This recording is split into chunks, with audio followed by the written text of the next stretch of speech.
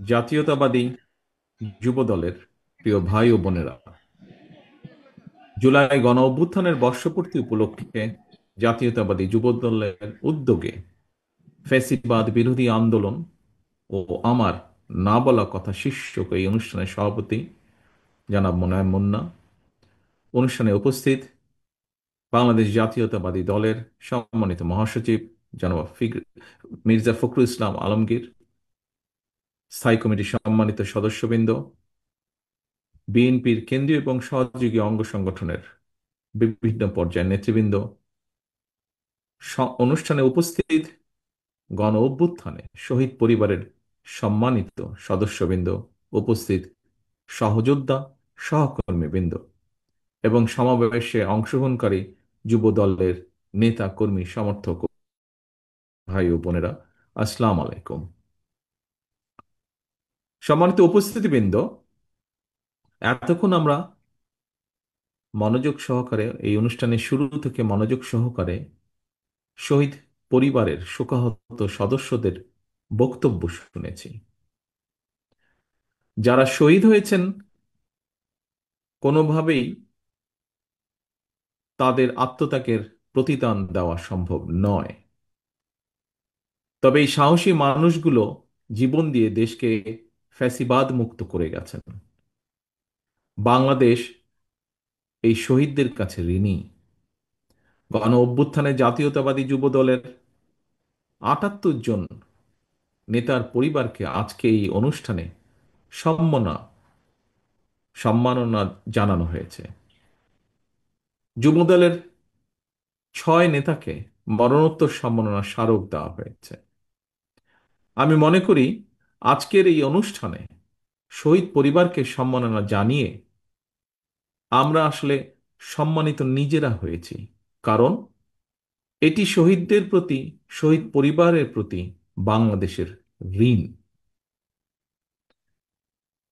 একমাত্র শহীদদের আকাঙ্ক্ষার বাংলাদেশ গঠনের মাধ্যমেই তাদের এই ঋণ পরিশোধ করা সম্ভব বলে আমি মনে করি। আল্লাহ যেন তাদের মৃত্যুকে শহীদী মৃত্যু হিসাবে কবুল করেন। আল্লাহর দরবারে আমরা সবাই সেই প্রার্থনা জানাই। গণ অভ্যুত্থানে দেশে বিদেশে ভূমিকা রাখা নেতাকর্মীদেরকেও এই অনুষ্ঠানে বিশেষ সম্মাননা জানানো হয়েছে, আমি যতটুকু জানি। সম্মানিত উপস্থিতিবৃন্দ, আজকের এই অনুষ্ঠানে একই সঙ্গে খুব আগে একটি চিত্রাঙ্গন প্রতিযোগিতা ছিল এবং সেখানে অংশগ্রহণকারী খুব সম্ভবত সেরা 50 জনকে সনদ এবং একই সাথে একটি গিফট প্রদান করা হয়েছে। অবশ্যই এটি একটি প্রশংসনীয় উদ্যোগ। সন্তানতুল্য মেধাবী এই শিশু কিশোরদের আমরা আদর এবং ভালোবাসা জানাই। শিশু কিশোর চিত্রাঙ্কন প্রতিযোগিতায় আমি যতটুকু জেনেছি প্রায় ১,৫০০-এর মতন শিশু কিশোর অংশগ্রহণ করেছিল। উপস্থিতিবৃন্দ, বর্তমানে ফোন, কম্পিউটার, ভিডিও গেম সহ নানা রকম ইলেকট্রনিক্স আইটেম শিশুদের মনোযোগের কেন্দ্রবিন্দুতে ব্যাপক প্রভাব বিস্তার করেছে, শুধু বাংলাদেশে নয়, পুরো পৃথিবীব্যাপী। এমন পরিস্থিতিতে শিশু কিশোর যারা চিত্রাঙ্কন প্রতিযোগিতায় এমন একটি সৃজনশীল কাজে অংশ নিয়েছে, আমি মনে করি খুব সম্ভবত বোধহয় তাদের পুরস্কার পাওয়ার জন্য এটাই যথেষ্ট। সেজন্যই ১,৫০০ শিশু কিশোর যারা এই চিত্রাঙ্কন প্রতিযোগিতায় অংশগ্রহণ করেছে, তাদের প্রত্যেককে যদি বই সহ একটি ছোট হলেও একটি পুরস্কার পৌঁছে দেওয়া যায়, মনে হয় সেটি বোধহয় ভালো হবে। আমি যুবদলের নেতৃবৃন্দকে এই বিষয়টি বিবেচনা করার জন্য অনুরোধ করব। সম্মানিত উপস্থিতিবৃন্দ, আজকের এই শিশু কিশোরদের মধ্যেই কিন্তু লুকিয়ে আছে আমাদের ভবিষ্যৎ বাংলাদেশ। এই শিশু কিশোরদের মধ্যেই লুকিয়ে আছে প্রতিভা। আপনাদের অনেকেরই নিশ্চয়ই মনে আছে, স্বাধীনতার ঘোষক শহীদ রাষ্ট্রপতি জিয়াউর রহমান শিশু কিশোরদের নিয়ে নতুন কুড়ি নামে একটি ট্যালেন্ট হান্ট প্রতিযোগিতা চালু করেছিলেন। আমি জানি না, তবে এখানে যেহেতু আজ বহু মানুষ উপস্থিত আছেন, হয়তোবা আপনাদের মধ্যে এখানে কেউ না কেউ হয়তোবা আছেন যারা নতুন কুড়ির সদস্য ছিলেন, হয়তো খুব সম্ভব। শিশু কিশোরদের নিয়ে এই ধরনের একটি সুন্দর আয়োজনের জন্য আমি আবারও যুবদলকে বিশেষভাবে ধন্যবাদ জানাই। কারণ এখানে কয়েকজন বক্তা বলেছেন, খুব সম্ভব মহাসচিব সাহেবও ওনার বক্তব্যে কিছুটা তুলে ধরেছেন, আমরা রাজনীতির যে গুণগত পরিবর্তনের কথা বলছি, আজকের এই যে চিত্রাঙ্কন প্রতিযোগিতা বা আজকের এই সামগ্রিক অনুষ্ঠান, তার একটি প্রতিফলন বলে আমি মনে করি।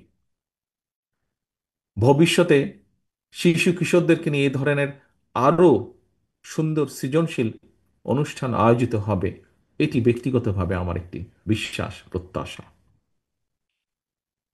সম্মানিত উপস্থিতিবৃন্দ, সকল পর্যায়ের উপস্থিতিবৃন্দ, বাংলাদেশ 54 বছর পার করেছে। আজকে এখানে শহীদ পরিবারের এক বোনের কাছ থেকে আমরা একটি বক্তব্য শুনেছি। আমরা এখানে একজন আলোচক সাইদ আব্দুল্লাহ, ওনার বক্তব্য একটি অংশ আমরা শুনেছি। মহাসচিব সাহেব ওনার বক্তব্যে তুলে ধরেছেন কি সেটি। বিগত 17 বছর আমরা এই দেশের মানুষ তাদের রাজনৈতিক অধিকার, কথা বলার অধিকারের জন্য আন্দোলন করেছে, সংগ্রাম করেছে, অত্যাচার নির্যাতন সহ্য করেছে, গুম খুনের শিকার হয়েছে। আজকের মঞ্চে শহীদ পরিবারের সদস্য যারা বসে আছেন, কতটা ত্যাগের এ বিনিময় আজ এই মুহূর্তে যে জায়গায় আমরা বসে আছি, এই মুহূর্তটি অর্জন করতে কতটা ত্যাগ আমাদেরকে করতে হয়েছে, তার প্রমাণ এই মঞ্চ আজকের।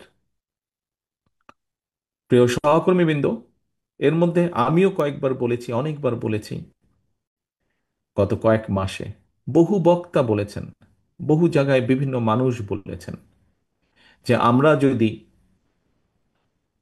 শহীদদেরকে সত্যিকারভাবে সম্মানিত করতে চাই, শুধু জুলাই আগস্ট না, বিগত 15 বছর ধরে বিএনপি সহ বিভিন্ন রাজনৈতিক কর্মীর বাইরেও সমাজের বিভিন্ন মানুষ, বিভিন্ন শ্রেণী পেশার মানুষ, যারা নিজেদের অধিকারের কথা তুলে ধরতে গিয়ে, নিজেদের দাবি আদায় করতে গিয়ে বিভিন্নভাবে সেই পলাতক স্বৈরাচারের অত্যাচার নির্যাতনের শিকার হয়েছে, এই সকল মানুষগুলোকে, এই সকল শহীদদেরকে, এই সকল অত্যাচারিত মানুষ যারা বেঁচে আছেন, নির্যাতিত হয়েছেন, বেঁচে আছেন, প্রত্যেকের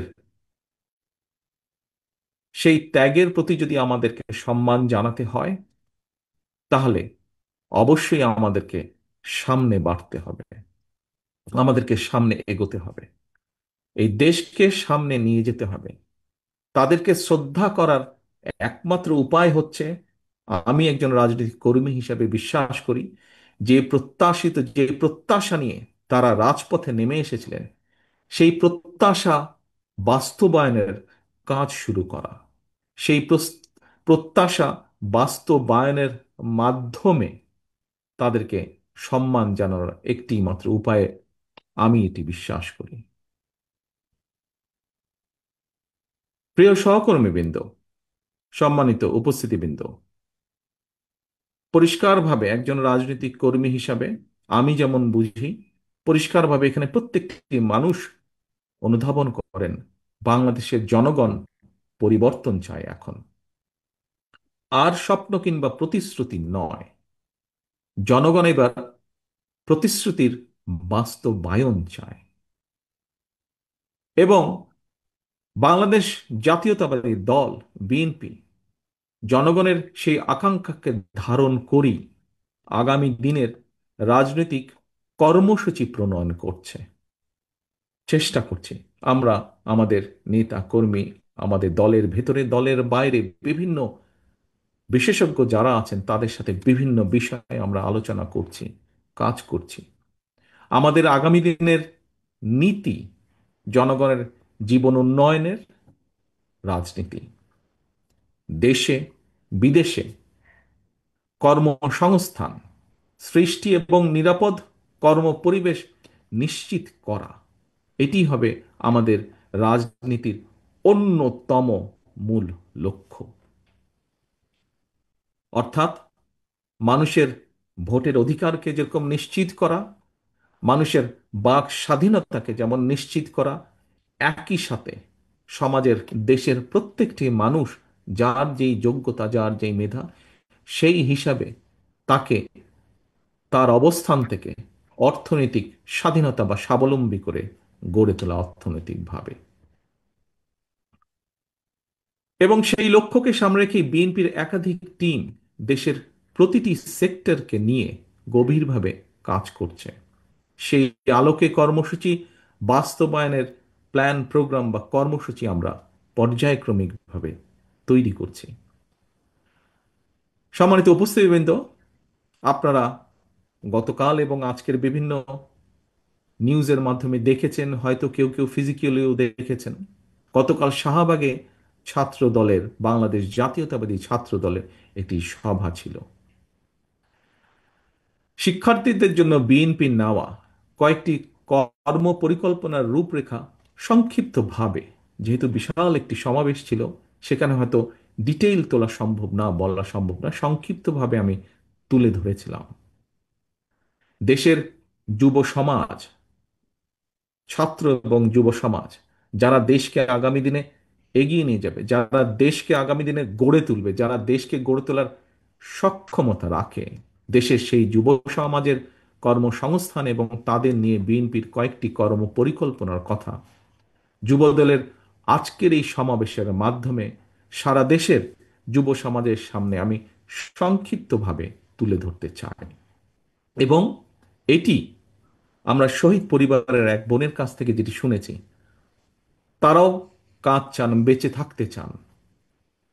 কাজেই এটি শহীদ পরিবারেরও দাবি একটি, কারণ তারাও চান যে সদস্য শহীদ হয়েছে তার সেই প্রত্যাশিত বাংলাদেশ যেন আমরা যারা রয়ে গিয়েছি আমরা যাতে গড়ে তুলতে সচেষ্ট হই। সম্মানিত অতিথিবৃন্দ, দেশের মোট যুব সংখ্যা দেশের মোট জনসংখ্যার 1/3 বেশি। যুব সংখ্যার সবাই বেকার নয়, তবে আশ্চর্যের বিষয় হলো যুব সমাজের বেকারদের বেশিরভাগ হলো শিক্ষিত বেকার। ব্যক্তিগতভাবে আমি মনে করি, এবং আমার সাথে হয়তো অনেকেই আপনারা একমত হবেন, শিক্ষিত বেকার সৃষ্টির পেছনে নানা কারণের মধ্যে আমাদের বিদ্যমান শিক্ষা কারিকুলাম অন্যতম একটি কারণ। তবে অবশ্যই সময়ের সঙ্গে তাল মিলিয়ে শিক্ষা কারিকুলাম সংস্কার না করার জন্য রাজনীতি এবং রাষ্ট্র পরিচালনার সাথে যারা জড়িত আমি মনে করি আমরা কেউ বোধহয় এর দায় এড়াতে পারি না। এমন বাস্তবতায় কর্মমুখী শিক্ষা কারিকুলাম প্রণয়ন এবং বাস্তবায়নের জন্য বিএনপির উদ্যোগে এরই ভিতরে একটি বিশেষজ্ঞ টিম কাজ করছেন, যার ভিতরে আমাদের দলের সাথে সরাসরি সম্পৃক্ত আছেন এরকম সদস্য আছেন, আবার দলের সাথে সম্পৃক্ত নন, কিন্তু এই বিষয়ে যাদের অভিজ্ঞতা আছে, এক্সপার্টিজ আছে, এরকম মানুষও সেই টিমের মধ্যে কাজ করছেন। শিক্ষা কারিকুলামের স্কুল পর্যায় থেকে বিশ্ববিদ্যালয় পর্যায় পর্যন্ত একাডেমিক স্টাডির পাশাপাশি ব্যবহারিক এবং কারিগরি শিক্ষা কিভাবে অন্তর্ভুক্ত করা যায় সে ব্যাপারে মোটামুটিভাবে ওনারা কাজ এগিয়ে গিয়েছেন, এবং এটি আমাদের পরিকল্পনা। সম্মানিত উপস্থিতিবৃন্দ, শুধুমাত্র শিক্ষা ক্ষেত্রেই নয়, ইনশাল্লাহ জনগণের রায় বিএনপি রাষ্ট্র পরিচালনার দায়িত্ব পেলে আগামী দিন জনগণের জীবনমানের উন্নয়নের লক্ষ্যে নারী পুরুষ সবার জন্য নৈতিক মূল্যবোধ সমৃদ্ধ কর্মমুখী শিক্ষা ব্যবস্থা চালু, গ্রামীণ উন্নয়নে তথ্য প্রযুক্তির সর্বোচ্চ ব্যবহার, ক্ষুদ্র ও কুটির শিল্পের বিকাশ পরিকল্পনা, আমাদের ব্যাপক প্রশিক্ষণ কর্মসূচি চালু, দক্ষ জনশক্তির রফতানি সহ। এই মুহূর্তে জনশক্তি রফতানি প্রচুর মানুষ বিদেশে আছেন, তবে দুঃখজনকভাবে যেই জনশক্তি বিদেশে আছেন অধিকাংশ নন টেকনিক্যাল আমাদের, এবং এইটিকে এই জনশক্তিকে যেটি যাচ্ছে তাদেরকে প্রশিক্ষণের মাধ্যমে, স্কিল লেবার তৈরির মাধ্যমে দেশের প্রত্যেকটি সেক্টরকে নিয়ে বিএনপির বিভিন্ন টিম এরই মধ্যে সুনির্দিষ্ট পরিকল্পনা তৈরির কাজ করছে। গতকাল আমি বলেছি, আজও আপনাদের সামনে আমি আবারও তুলে ধরতে চাই। কি সেটি? আমাজন, ইবে কিংবা আলিবাবার মতন যে বিখ্যাত অনলাইন যে বিজনেস প্ল্যাটফর্ম আছে, বাংলাদেশে উৎপাদিত ক্ষুদ্র এবং কুটির শিল্প পণ্য সরবরাহের সুযোগ রয়েছে এইসব প্ল্যাটফর্মে। এই সুযোগ এবং সম্ভাবনাকে কাজে লাগিয়ে দেশে ক্ষুদ্র এবং কুটির শিল্পের উৎপাদন এবং বিপণনের কিভাবে করা যায় সেই ব্যাপারেও আমরা আমাদের পরিকল্পনাগুলো বা প্ল্যানিংগুলো আমরা তৈরি করছি। কারণ এখানে একটি বিষয় বোধহয় আমাদেরকে এইভাবে বিবেচনা করতে হবে, সম্মানিত উপস্থিতিবৃন্দ, বাংলাদেশ একটি জনবহুল দেশ। হ্যাঁ, আমরা এর আগে দেখেছি, স্বৈরাচারের আমলে দেখেছি, বহু টাকা খরচ করে কিছু কিছু প্রজেক্ট তারা তৈরি করেছে। কিন্তু আমাদের দরকার আমাদের দেশের মানুষগুলোকে, যারা যোগ্য মানুষ, যুব সমাজকে কর্মসংস্থানের ব্যবস্থা করা। কাজেই বহু বড় একটি প্রকল্প করার চাইতে আমরা মনে করি, যদি আমরা ছোট ছোট উদ্যোক্তা তৈরি করতে পারি, এন্টারপ্রেনার তৈরি করতে পারি, যারা ছোট ছোট কুটির শিল্প তৈরি করবেন, মাঝারি শিল্প তৈরি করবেন, যারা আবার বহু মানুষকে কর্মসংস্থানের ব্যবস্থা করে দেবেন, তাহলে দেশের যুব সমাজ সহ সমাজের বিভিন্ন মানুষের কর্মসংস্থান আমরা করতে পারবো। সেজন্যই আমরা এই পরিকল্পনাগুলো গ্রহণ করছি। সম্মানিত উপস্থিতিবৃন্দ, নারী কিংবা পুরুষ যারাই ব্যক্তি উদ্যোগ কিংবা গ্রুপ ভিত্তিক প্রচেষ্টায় ক্ষুদ্র এবং কুটির শিল্পের উৎপাদন অথবা উদ্যোক্তা তরুণ যুবকদের স্টার্ট আপ বিজনেস চালুর উদ্যোগ গ্রহণ করবেন, আমরা ইনশাল্লাহ সরকার গঠনে সক্ষম হলে এদেরকে আমরা রাষ্ট্রীয়ভাবে অর্থনৈতিক বা আর্থিক সহায়তা প্রদানের বিষয়টি কিভাবে করা যায় সে ব্যাপারেও আমরা কাজ করছি। আমাদের টিম এ ব্যাপারেও কাজ করছেন। এর পাশাপাশি এর পাশাপাশি কর্মক্ষম জনসংখ্যাকে জনসম্পদে রূপান্তর করার লক্ষ্যে আমরা আমাদের যে চিন্তাটি রয়েছে সেটি হচ্ছে, দেশের বিভিন্ন জায়গায় প্রথমেই হয়তো একদম জেলাবাড়ি সম্ভব হবে না, খুব সম্ভব আমরা চেষ্টা করব বড় বিভাগবাড়ি এবং বড় জেলাবাড়ি ব্যাপক প্রশিক্ষণের ব্যবস্থা করতে। কি প্রশিক্ষণ? এর ভিতরে plumbing, electrician, mechanic, dental hygienist অথবা মেডিকেল টেকনিশিয়ান এর মতন এই ধরনের, এর ছাড়াও স্বল্প মেয়াদী ট্রেডিং কোর্স, এইগুলো চালু করা যায় কিনা বা কিভাবে চালু করা যায়। কারণ এইসব কোর্স প্রণয়ন এবং বাস্তবায়ন পরিকল্পনা নিয়ে এর ভিতরে আমরা কাজ করছি, এবং যা আমরা দেখতে পাচ্ছি যে এইগুলোর মাধ্যমে আমরা বহু মানুষকে দেশের ভেতরে যেমন কর্মসংস্থানের ব্যবস্থা করে দেওয়া সম্ভব হবে, একইভাবে আমরা দক্ষ বা স্কিল লেবার আমরা পাঠাতে পারবো, যেটা ভ্যালু অ্যাড করবে। আরো অধিক সংখ্যক বৈদেশিক মুদ্রা তারা আমাদেরকে পাঠাতে সক্ষম হবে। সম্মানিত উপস্থিতিবৃন্দ, বিশ্বায়নের বর্তমান সময়ে দক্ষ মানুষের জন্য অনেক দেশেই সম্ভাবনার সকল দরজা কিন্তু খোলা। তবে এই সুযোগকে যদি আমাদের আমাদের দেশের সন্তানদেরকে, আমাদের দেশের মানুষকে কাজে লাগাতে হয়, তাহলে ভাষা জানা থাকাটা খুব জরুরি প্রয়োজন। এই কারণেই স্কুলের শিক্ষার্থীদের পাশাপাশি আগ্রহী তরুণ যারা স্কুলের গণ্ডি পেরিয়ে এসেছেন বা ইন্টারমিডিয়েটের গণ্ডি বা ডিগ্রির গণ্ডি পেরিয়ে এসেছেন, এরকম বহু তরুণ আছেন যাদের কর্মসংস্থানের প্রয়োজন, যুবকদের কর্মসংস্থানের প্রয়োজন, কিন্তু শিক্ষা গণ্ডি পেরিয়ে এসেছেন। এই মানুষগুলোকে বিভিন্ন আন্তর্জাতিক ভাষায়, বাংলা ভাষার পাশাপাশি ইংরেজি, আরবি, Mandarin, Japanese, French, Germany, Italian, বিশ্বের বহুল প্রচলিত ভাষা শেখানোর জন্য আমরা ভাষা শিক্ষা কোর্স চালু করব, যেটি শুধু ঢাকা শহরে সীমাবদ্ধ থাকবে না, এটিকে আমরা ডিস্ট্রিক্ট লেভেল, বিভাগ লেভেল পর্যন্ত আমরা ছড়িয়ে দিতে চাই জিনিসটিকে। ল্যাঙ্গুয়েজ সেন্টারে স্বল্পমেয়াদী ভাষা শিক্ষা কোর্স শেখানোর জন্য দেশে এবং বিদেশ থেকে আমরা চেষ্টা করব দেশের মধ্যেই রাখতে, যদি প্রয়োজন হয় আমরা বিদেশ থেকেও শিক্ষক নিয়োগ আমরা দিব। এছাড়াও কিন্তু এই মুহূর্তে দেশে বিদেশ ফেরত অনেকেই রয়েছেন যাদের বিভিন্ন দেশের ভাষা জ্ঞান রয়েছে, আমরা তাদেরকেও শিক্ষক হিসাবে পার্ট টাইম শিক্ষকতার সেই সুযোগটা কিভাবে দেওয়া যায় সেটির ব্যাপারে আমরা চিন্তা ভাবনা করছি, বা আমাদের টিম সে ব্যাপারেও কাজ করছেন। সম্মানিত অতিথিবৃন্দ, মাতৃভাষার পাশাপাশি বিদেশি কোনো ভাষার উপরে প্রাথমিক দক্ষতা অর্জন করতে পারলে আমার কাছে মনে হয় বিশ্বের অনেক দেশেই কিন্তু সহজেই কর্মসংস্থান করা সম্ভব। বিশ্বের অনেক দেশে বিভিন্ন সেক্টরে দক্ষ এবং প্রশিক্ষিত কর্মীর প্রয়োজন রয়েছে। দক্ষ এবং প্রশিক্ষিত কর্মীর প্রয়োজন রয়েছে। অনেকেই প্রশ্ন করতে পারেন যে আপনারা যে এগুলা করবেন, তারপরে এই মানুষগুলো কোথায় যাবে, কিভাবে তারা বিদেশে চাকরি পাবে, বা এই ব্যবস্থাটা কিভাবে কি হতে পারে।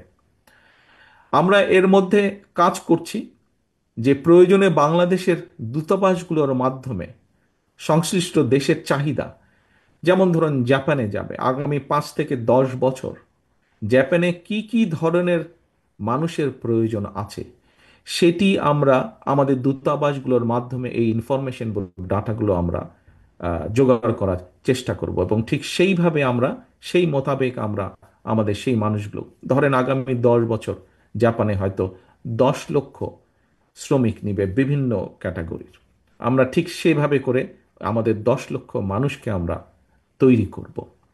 আমরা কর্মক্ষম বেকার যুবশক্তিকে সংশ্লিষ্ট ওই বিষয় প্রশিক্ষণ দিব, দক্ষ জনশক্তিতে আমরা রূপান্তর করব। এবং এই পদক্ষেপ শুধু বিদেশের বাজারে নয়, বরং আমরা দৃঢ়ভাবে বিশ্বাস করি এটি দেশের বাজারেও ভূমিকা রাখতে সক্ষম হবে। প্রিয় উপস্থিতিবৃন্দ, নাগরিকদের স্বাস্থ্য সেবা নিশ্চিত করার জন্য বিএনপি একটি পরিকল্পনা গ্রহণ করেছে, কর্মসূচি গ্রহণ করছে। নাগরিকদের প্রাথমিক স্বাস্থ্য সেবা নিশ্চিত করার জন্য আমরা একটি নীতিতে বিশ্বাস করি, যেটি উন্নত বিশ্বেও এখন তারা এটি প্রয়োগ করছে। কি সেটি? এক লাইনে যদি বলতে হয়, সেটি হচ্ছে প্রতিকারের চেয়ে প্রতিরোধ উত্তম। অর্থাৎ একজন মানুষ অসুস্থ হয়ে গেলে কিন্তু তার পেছনে খরচ অনেক বেশি, সেটি পরিবারের খরচ হোক, সেটি রাষ্ট্রের খরচ হোক। কিন্তু কিছু কিছু নলেজের মাধ্যমে, কিছু ইনফরমেশনের মাধ্যমে যদি একজন মানুষ সুস্থ থাকতে পারেন, তাহলে কোনো কারণে যদি অসুস্থ হয়ে যায় কেউ, বরঞ্চ সেই মানুষটিকে ডাক্তার, নার্স বা সরকার বা পরিবারের সরকারের পক্ষ থেকেও যদি হেলথের জন্য যে রিসোর্স থাকে সেটির উপর চাপ কম পড়বে। সেজন্যই আমরা যেতে চাইছি একটি স্লোগানে এবং সেই নীতিতে, প্রতিকারের চেয়ে প্রতিরোধ উত্তম। এই নীতিমালার উপরে ভিত্তি করে আমরা আমাদের স্বাস্থ্যর বিষয় সংক্রান্ত পুরো প্ল্যানিংটাকে আমরা সাজাতে চাচ্ছি।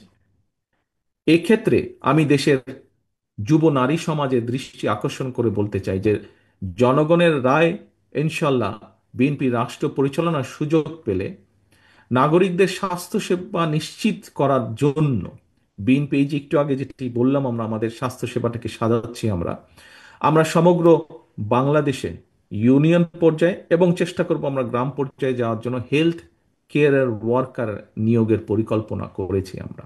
এবং এই হেলথ কেয়ারের যে আমরা নিয়োগ করব, এর শতকরা 80শতাংশই হবেন যুব সমাজের মধ্যে থেকে নারী সদস্য যারা, তাদেরকে।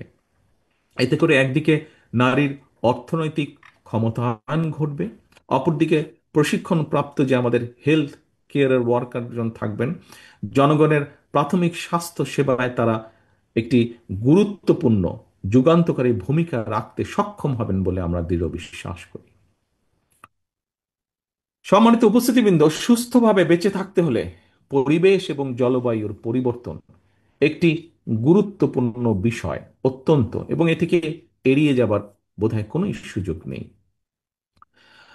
বাংলাদেশের সরকারি বেসরকারি সব মিলিয়ে প্রায় 1 লক্ষ নার্সারি, নার্সারি বলতে আমি বোঝাচ্ছি যেখানে আমরা গাছের চারা তৈরি করি বা গাছের চারা বিক্রয় করি, আমরা এই ধরনের নার্সারি 1 লক্ষ নার্সারির মতন রয়েছে সরকারি এবং বেসরকারি পর্যায়ে মিলিত।